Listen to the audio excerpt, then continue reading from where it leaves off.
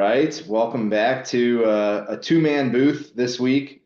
I'm just joined by the defending champ, who's on the outside of the playoffs looking in at the moment, as we'll dig into in a second here. Cam, welcome back to the pod. Good to be here representing the bubble teams this week. That's right. And there are still a number of them with mathematical possibilities to get in. We'll talk about last week's matchups and then quickly preview the upcoming final week of the regular season. Crazy that we're here already. Um, our streak of incorrectly predicting my matchups continues. We've yet to anyone on the podcast has yet to correctly predict who would win a matchup that I was involved in over the last 3 weeks. We're unanimous in picking Cam to defeat me last week and unanimously wrong. Sleeper had this one about 10 points in your favor, but even though Tua and some other guys on your team performed well, and I got 0 from Mike Williams, T. Higgins stormed back from injury with 25. We got 33 from Amon-Ra. And then, not bad performances up and down the rest of the roster. Didn't beat the median, but got a low scoring win. Yeah, this one came down to some flex choices that I had to make. I'm really happy with the decision to keep Tua after last week, even though Matt Stafford also went off and I dropped him. But this really came down to a flex play. I saw Tank Bigsby was going to be out. I know Detroit's defense is pretty good, but my thought was that it was going to be a little bit more of a shootout and he'd get involved in the passing game. Obviously, he did nothing on the ground and really in the air at all. Had I started Javonte Williams or Jameson Williams, I probably would have won this game. Actually, I think I would have won this game, which is kind of disheartening because this is a game I really needed. So tough to lean on your guys. I was excited to have ETN in the full RB1 role, and then offense bit me in the ass, but we prevail. We keep moving. So good win. It felt good to play the number one seed close. Makes me feel like I still have some fight in this, and just gets me excited for playoff potential. But overall, good win. I think this keeps you squarely in first, at least for now, and one step closer to this first round bye. Yeah. And how are you feeling about your playoff chances here, sitting in the 9 seed? We kind of talked in the chat about you need a little bit of help to get in. I feel decent this week. So uh, this coming up week 12, Eric plays Josh. Those are two teams. Technically, Eric is still technically in the bubble. He needs Alex to lose both games so he can help me out if he beats Alex head to head.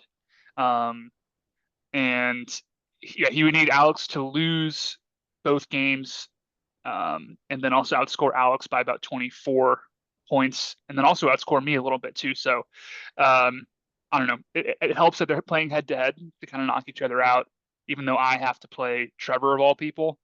Don't love being in the spot where I need other people to help me get into the playoffs. It's not something that I'm not used to, though. It's definitely happened to me before.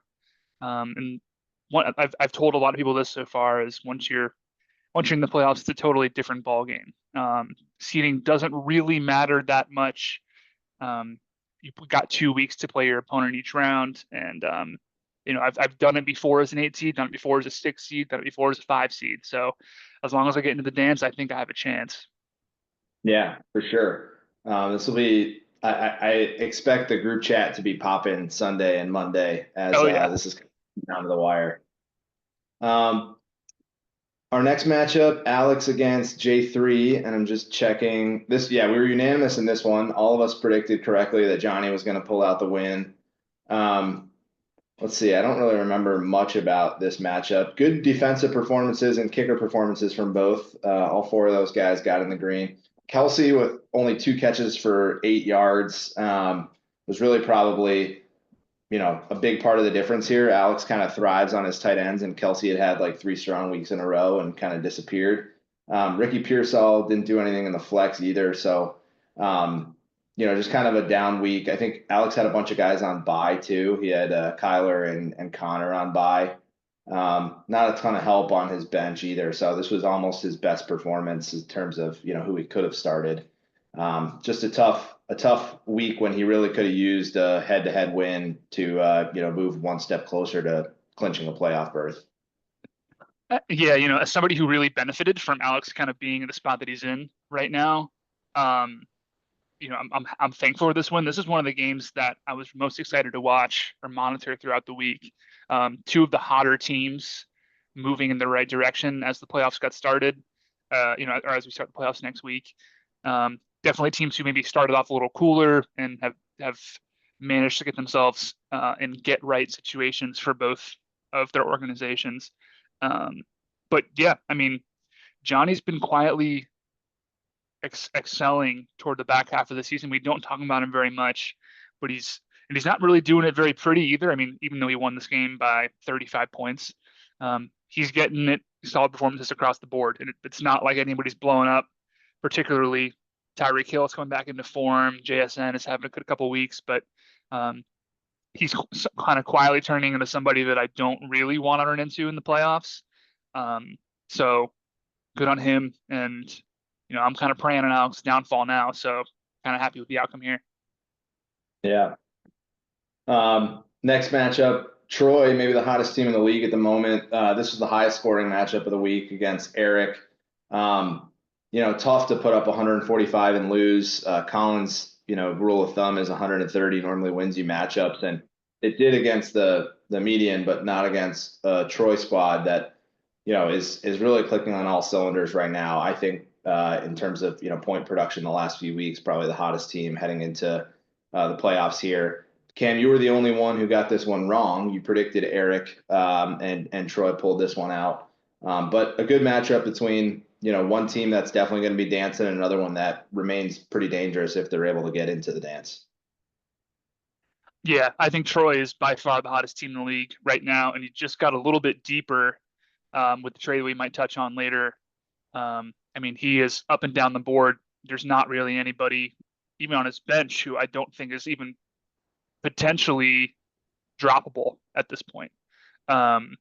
So I don't know. Good on him for making the right moves. I see you got my boy Jake Bates as his kicker. I think some people kind of ragged on me for drafting a guy with no sleeper profile picture at the time, but he's quietly turned into a pretty solid kicker, number 5 in the league right now. Wish I still had him on my team. But yeah, I mean, Eric now needs a lot of help. Eric needs a decent amount of help to kind of get him at least into that 8 seed.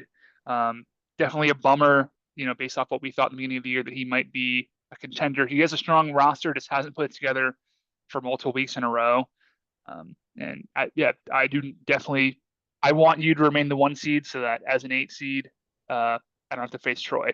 I don't want to face either of you guys, but between the two of you guys right now, Troy seems to be the scariest team in the league. Yeah, I agree with that.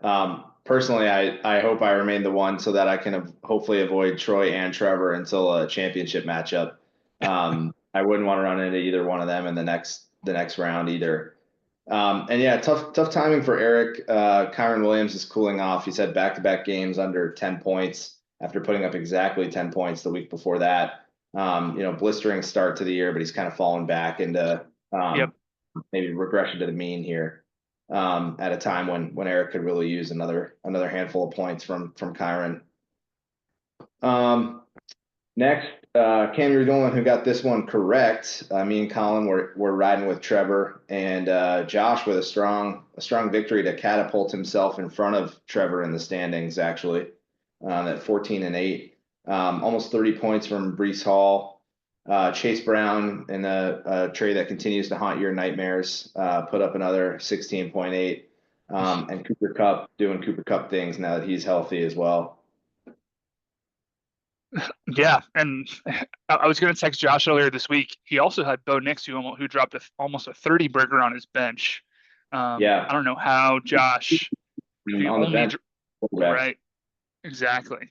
Elijah Moore with 15 on the bench. Deep bench Joshes have returned toward the end of the season, which we don't usually expect to see, given the where we are. I'm always curious as to see what some of the draft strategies that pay off for certain managers. In the beginning of the season for Josh, he only drafted 1 quarterback, which was Jaden Daniels. Obviously, that in and of itself turned out to be a very awesome pick. good value, probably got some other value across the board where others were taking backups. He was getting, better value picks at positional player or skill positional players. And then he also picked up Bo Nix off of waivers or a free agent. I'm not exactly sure how he was acquired, but another great pickup so far, probably making the case for the rookie of the year. And if it's not him, it's probably Jaden Daniels, right? So, um, again, Josh, more like a little bit like Johnny. Not a lot of folks are talking about him, but he's probably going to end up as a top 4 seed, um, or at least a 5 seed, right? If there's no movement between Trevor and Colin, and you and Troy. Um, Definitely not somebody that I'm looking forward to playing in the playoffs should I get in, but knowing his history, I'd probably rather play him than some of the other teams in the top 4. Um, Colin with I believe was the high scorer this week individually. Yeah, 168 points.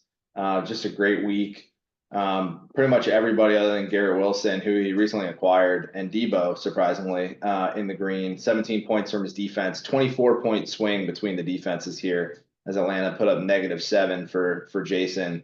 Um, this wasn't so much a case of Jason having a bad week. He still put up 111 despite negative points from his defense, and his wide receivers were all in double digits, but just an outstanding week. Brock Bowers with another 25 burger. Saquon, 2 more touchdowns and 150 yards. Yeah, I mean, Colin is definitely getting hot at the right time of year as well, playing his best ball right now. Yeah, it's funny. I think going into this week, he was definitely not the most confident manager. I know that he had his reservations about playing Jason, a team who basically had nothing to lose in this game, right? So he could have, Yeah.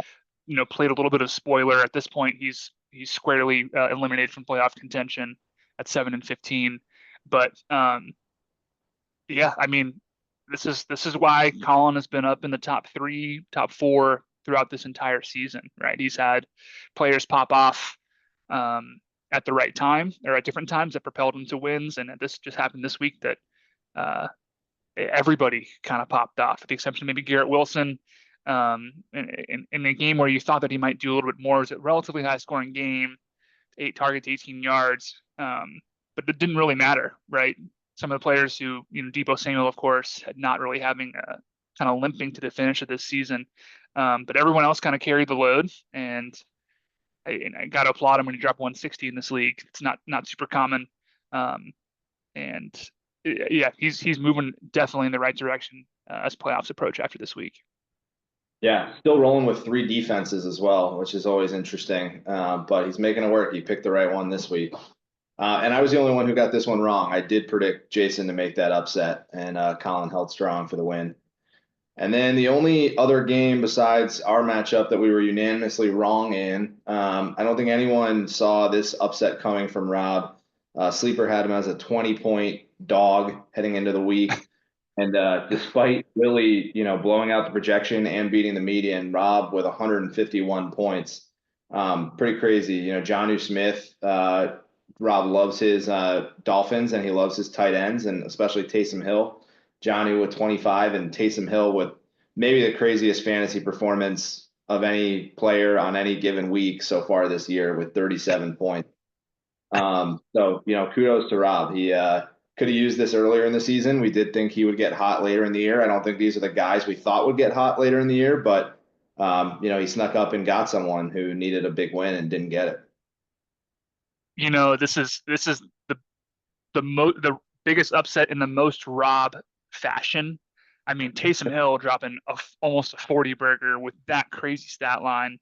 Again, starting at 2 tight ends. I think he's been a Taysom Hill fiend for years. It seems like he's always had Taysom Hill on his team, whether as a waiver or a drafted pick. This is just unreal. I mean, he had this. I think there's been like 2 or 3 weeks where he scored over 100 points all season, and he drops 150 in the second to last week of the year when there's nothing for him to play for. Um, Beating a team that Willie, who was trying to make a run for maybe a top 4 seed. This is absolutely brutal for Willie's run. I think he's still squarely in the playoffs, but definitely not something that you expect running into the buzzsaw that is Rob's team at this point in the season with the luck and the injuries that he's had so far this year. So this is why we love fantasy here. We love seeing the chaos that ensues at the end. Inevitably, this happens usually with Alex and a higher seed, but it's funny to see this happen with Rob and another eligible team in the playoffs. It's always tough when you lose to a guy who has two Colts quarterbacks both on his bench. Uh, not even starting the starting quarterback for the Colts of the two that he has, who put up 28 points. But Joe Flacco riding the bench both in real life and on Rob's team. Um, kind of similar to Colin's three defense strategy. Rob's got the two Colts quarterback strategy going. But he played it to perfection this week. So that recaps week 11. We talked a little bit about the playoff standings heading into the last week. A lot of seeding could change. Troy and I were texting about some of that. Technically, even though I'm in the 1 seed right now, could fall as low as the 4 mathematically. Troy, who's sitting there at the 2, could fall all the way down to the 6. Teams in 10th place are not out of it.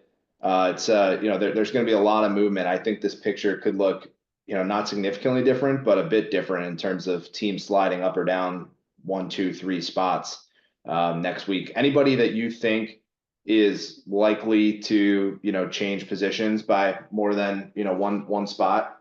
You see someone making a big jump or a big fall?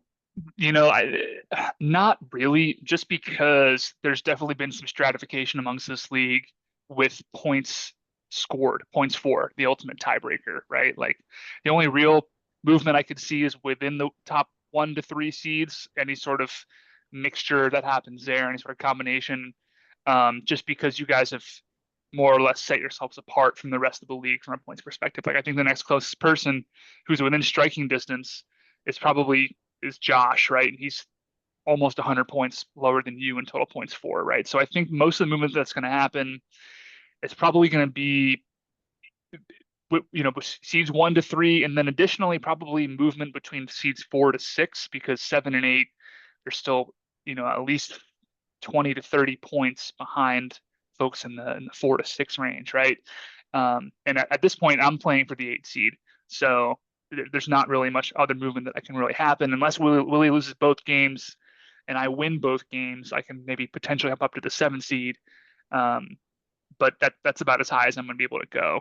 So I don't really see anybody falling further than 2 or rising further than 2 just by the stratification of the points. But I still think that there's still a massive combination of playoff, first round playoff games that can happen just with that movement alone. Yeah, definitely. We talked last week about who did we feel like was going to be the team to miss out, the 9 seed when all this is said and done. I think I was the only the 3 of us that thought that you were going to be the one to miss out. I don't Yeah, remember who did you have missing out in place of you, if you remember. I think that I had Willie, if I'm not mistaken. Okay. Yeah. hmm How do you feel now? I mean, if you were to kind of put odds on it, you think you're still getting in, or are you kind of feeling like it's less than a 50% chance now?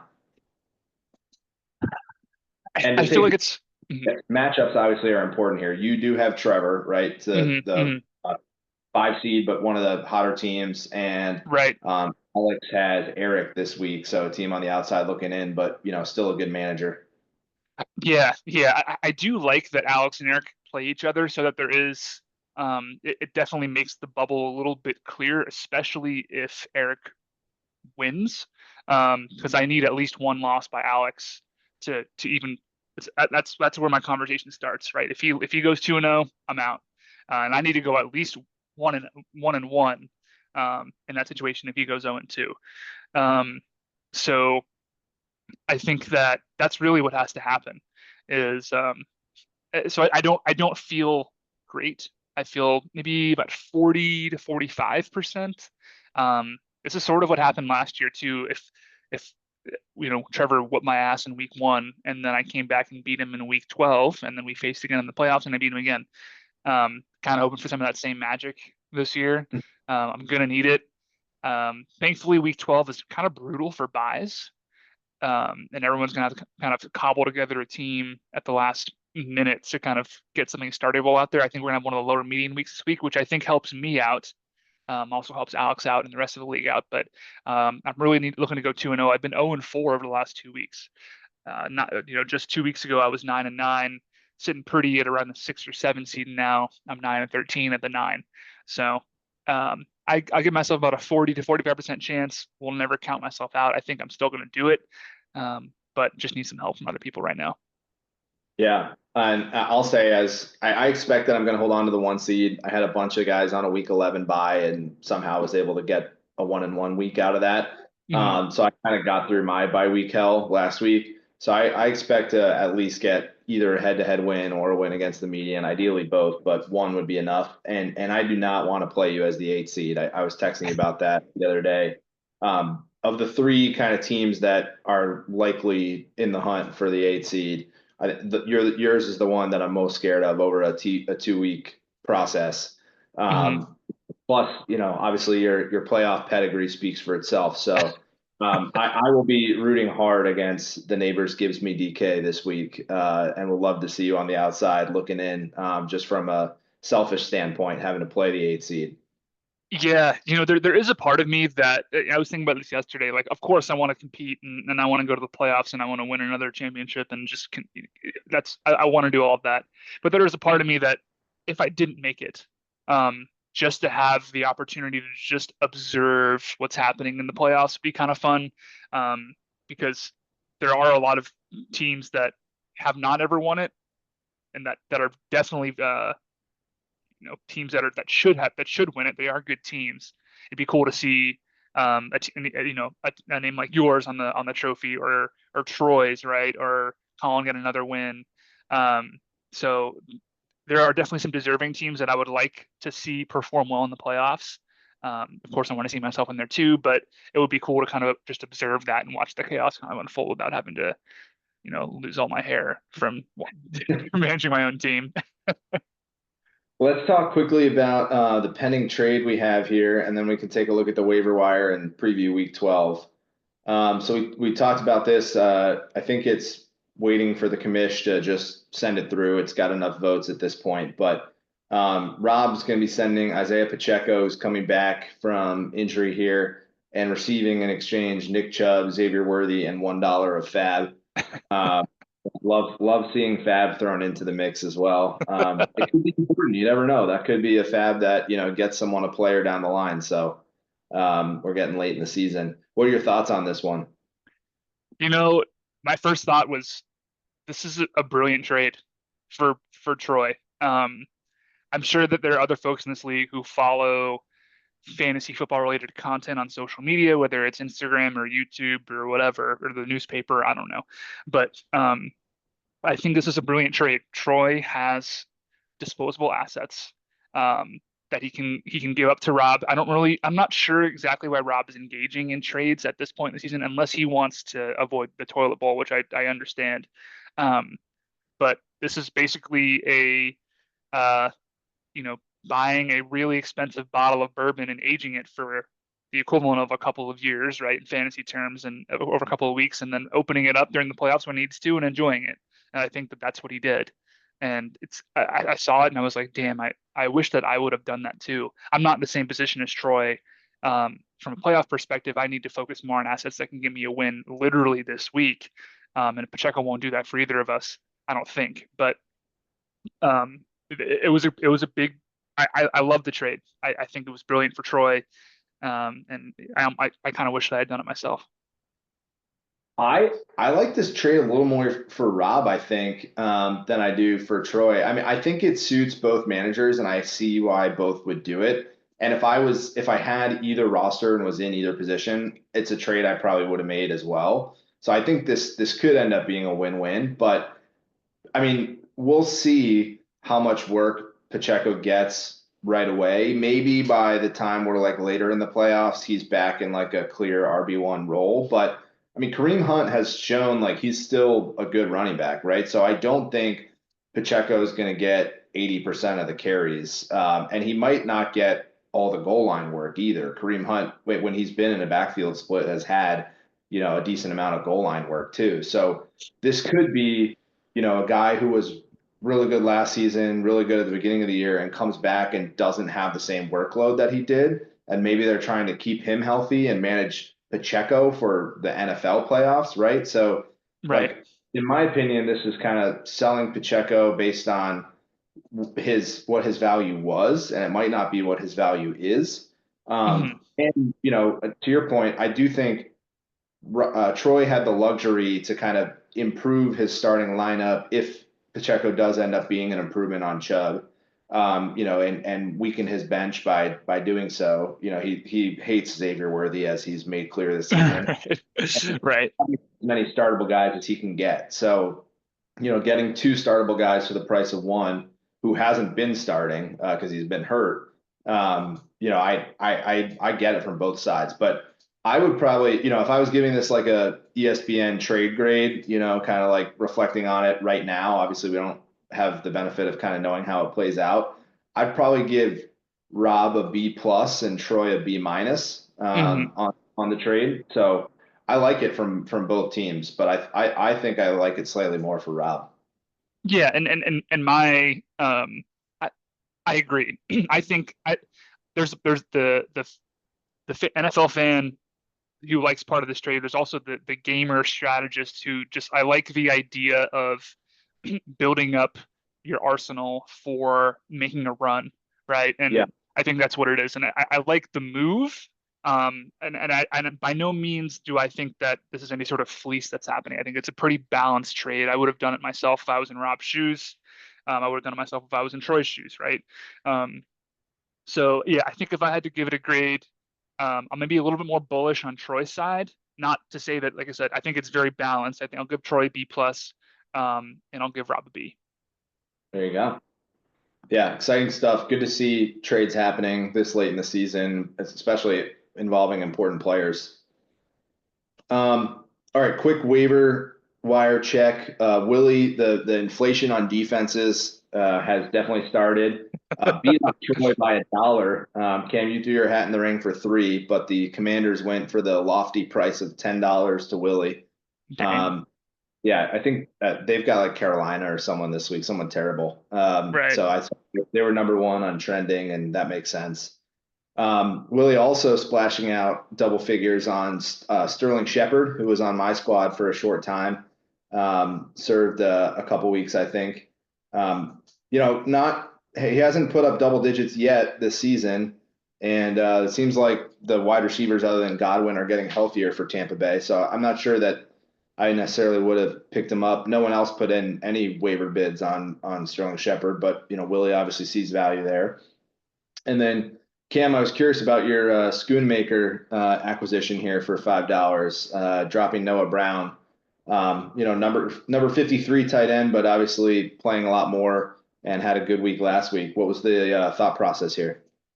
Yeah, and I have Jake Ferguson in Dynasty. Jake Ferguson leads the concussion. They have a new quarterback with Cooper Rush, who I also have CD Lamb in Dynasty as well. And I just suspect that Cooper Rush is going to be looking to make a little bit more, over the middle, shorter, higher percentage throws. And I think, unfortunately, with Jake Ferguson not practicing today, probably not playing this week, I Kyle Pitts is out on bye, so I needed a tight end. Just so happened that this would make sense. I love the target share that he got in the offense against, in a pass heavy game script against Houston. So hopefully that continues for him. Yeah. And some smaller acquisitions. Jalen Wright picked up by Troy for $3, dropping Jake Ferguson, as mentioned. Trev got Jalen Tolbert for $1. I went with another Tampa Bay wide receiver for $1, beat Trevor out for Jalen McMillan. I think you dropped Jalen McMillan last week, if I remember correctly. That's right Uh, for Braylon. Yep. So Matt Collins spent a week on the roster and back to the waivers he goes. And then some small acquisitions, Jake Elliott, Amir Abdullah, and Damian Pierce added to the rosters as well.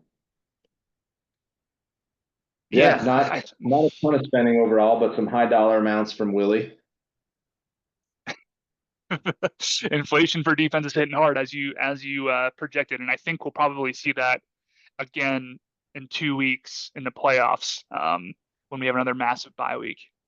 Yep, definitely. let's talk week 12. The pressure is on for teams on the playoff bubble for sure. Two teams that are squarely in the playoffs, myself and Josh. I think last I checked, yeah, Josh still needs a kicker. He's got Young Wei Koo, or Young Josh Koo on bye there in the lineup. Um, he's also missing his Jets, Brees Hall and Devontae on bye this week. But other than that, he's got a full squad, and I'm missing T. Higgins, although that's basically just been par for the course this year. So um, currently, Sleeper has me as a heavy favorite. That'll change a little bit when Josh slots in a kicker there, but I'm still going to back myself. I think this is probably where I get my win. Maybe I don't beat the median, but I expect to beat Josh this week. I know that over the course of the couple of weeks we've been doing predictions on this pod, if there's been a sweep in your favor, it's usually gone the other direction, um, which is bad because I think you're going to win, and I want you to win because I don't. I, I would rather face you as a 1 seed than face Troy or Colin as a 1 seed, just based on y'all's form. Not that I love playing either of you guys, to be honest. But I'm going to pick you. I just don't think that Josh has the horse this week. Starting Amir Abdullah across from Derrick Henry is just kind of a funny thing to watch. Um, and I mean, I guess you could also put Jaden Daniels in. Um, there's Yeah. some line of movements that he can make, but um, Josh got a big win last week. I think you finish off the year the way you started it, which is strong. Yep. And maybe getting back to some health on the wide receiver core. My boy Darius Slayton should be back this week, and Adam Thielen is practicing again, so might Oh, have him back. nice. So maybe some relief for my beleaguered wide receiver room. Next, Troy against Johnny, two other teams that are playoff bound. I'm going to take Troy in this one. Sleeper has Johnny as a slight favorite. Defense projected to get 10 points for Johnny playing against Vegas. He's got Jerry Jeudy in the lineup this week after a big week last week. I'll be interested to see how Jeudy follows that up. Um, but I don't know. I like Troy's squad. He's playing well. He's obviously, slightly ahead in the standings so far this season. So I'm going to say give me Troy in a close matchup. Yeah, I mean, I'm gonna go Troy as well. Um, he does have two of the hotter receivers in the league right now, and JSN and Jerry Jeudy after the last couple of weeks on Johnny's team, right? Um, Kenneth Walker's kind of come back down to earth. I think Troy is a more cohesive unit this week, even with his Bengals on bye. And Mhm. I think he pulls out a close one. I think it's a little bit lower scoring than we anticipated, and I think that further kind of cements you and Colin as the top two seeds, which is kind of disheartening for Troy because he's made a nice little run toward the end of the season. I think you and Colin, after this week, are the top two seeds because of this particular week. I think it's a low scoring win for Troy. I think he still gets the median win. Um, but the points for difference, I think, goes to you and Colin. So give me Troy here, low scoring win above the median. I like it. Willie currently sitting there at the 7 seed. I guess, yeah, not mathematically in the playoffs yet, but pretty darn close. A win here for Willie against Jason, who is out of the playoffs, would definitely cement it. Jason has some lineup setting to do. He's got Brian Thomas in there and Darnell Mooney and the Atlanta defense. Um, Willie went on a spending spree this week. He put up 20 fab, and I think that that cash will reward him with a win here over Jason. Yeah, I agree. I think Willie's got the better team. I think even though Jason seems to have, probably one of the better assets in fantasy over the last couple of weeks in Joe Mixon. Um, tough to see that he definitely won't be in the playoffs. But I think Willie wins here. I don't think it's going to be a high scoring game. I think actually both of these teams get below the median, but I think Willie wins. Next, I'll let you talk about the birthday battle, your matchup with Trevor. We talked about the importance here of getting a win over your February compatriot. How are you feeling, and what's your prediction? This is a storied rivalry that's gone over the course of the past couple of years with the new way that our schedules have rolled out. I really don't like when sleeper projects me to win, especially in close games like this, because I think I'm like 2-9 in these games all year where I'm projected to win. Um, my little against the spread, if you will, from a sleeper perspective. And yeah, I mean, it's tough. I think I have who do I have Cousins and ETN on bye and Kyle Pitts on bye. So I'm losing the stack, which to be honest, I've not really taken advantage of except for 1 week this year. Um, yeah, I need this win. This is there's no way about it. I need this win, and I also need to beat the median too. I think in order to really cement myself to have a chance. And I think I can do it. I know that a lot of it hinges on Lamar Jackson playing on Monday night. I know I'm going to be glued to the TV screen watching that game all night because I'm pretty sure I don't have.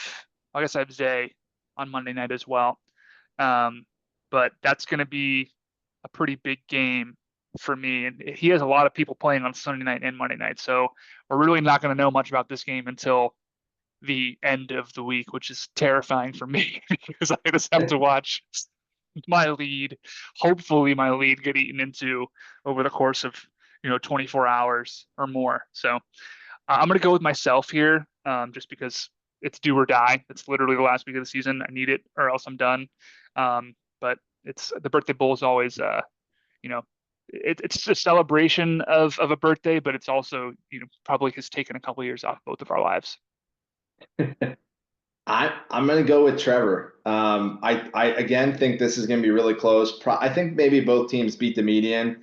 I could see you going 1-1 and still potentially getting in, even if you lose the head-to-head here. Um, but yeah, I mean Lamar on Monday night, just expect a lot from him. Hopefully, for your sake, it's a lot to Zay Flowers, but we'll see. He's got so many weapons now. And AJ Brown and Puka Nacua again, prime time Sunday night. That one could be like a classic Sunday night game, like, 35-34, and both guys get a touchdown and 100 plus yards, Um, I, I think you probably will have a sizable lead, and I think it is going to be 24 hours of just watching it shrink. And, maybe Trevor wins on a last second touchdown from Rams wide receiver, or like he did a couple weeks ago or something. But Oh God. yeah, I mean, Trevor has a knack for the theatrics in our league, so I expect some theatrics, maybe Sunday, Monday night, to get a win here. Oh, man, that's gonna drive me up a wall. um, Colin is firmly in the playoffs. Just talking about positioning, does he get the 2 seed, potentially the 1 seed? Rob on the outside, but he's got a squad that is getting deeper once this trade goes through, and obviously put up a ton of points last week. Not projected to break 100 this week, although both teams need to put a kicker in at the moment. I don't love Colin starting Kareem Hunt at the moment. I'm trying to see. He doesn't have a ton on his bench, although he's got his boy Pop Douglas. Um, yeah, and some buys as well. Tank Bigsby still hurt, but also on a buy. Taysom Hill on a buy. That's going to hurt Rob. I'm gonna take Colin. I think Rob probably overperforms 95. I think he breaks 100 again this week, but I think Mhm. Colin gets the win. Yeah, I think we're going the sweep again here. I think Colin gets the win here. I think Colin outscores Troy by, 5 or 6 points, whatever he needs to do to beat him in the points for category. Um, so I believe, I'm not really sure why Kareem Hunt is projected to be so low against the Carolina defense. I know Pacheco's not back yet. I don't really think that there's any competition in that backfield. He had a pretty not that he had a great week last week, but 14 carries. I think he gets involved in the passing game a little bit too. I think he overperforms what his projection is right now. And Colin puts in a kicker, and I think Colin wins and beats the median. And I think Rob gets over 100, but still loses by 20. And last but not least, we talked about this. Maybe an equally as important matchup for you as your own matchup here between Alex and Eric. You want to give your thoughts on this one first? Yeah, so essentially, I'm 1 game behind Alex right now and 1 game ahead of Eric. So this game kind of encompasses all three teams that are vying for a playoff spot. I really need Alex to lose at least to the median, and hopefully to both to kind of cement my spot, assuming that I win at least one game in my game, right? So kind of watching both here. Um, I really want Alex to win, or sorry, Alex to lose both games. I want Eric to win because I still have a points for um, edge on Eric thus far. So yeah, I need Alex to lose, not by a ton because Eric still has to, catch up in the points for category a little bit, but I want Alex to lose a close one where they both score less than the median. Yeah, I'm going to take Eric as well. Alex has the other half of his Dirty Birds duo on a bye this week, and Amari Cooper on a bye.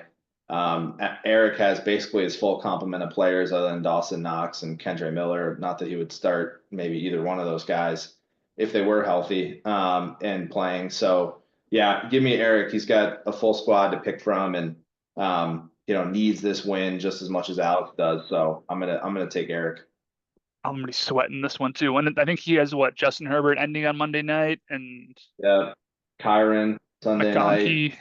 Okay, so this Yeah. is gonna be, yeah.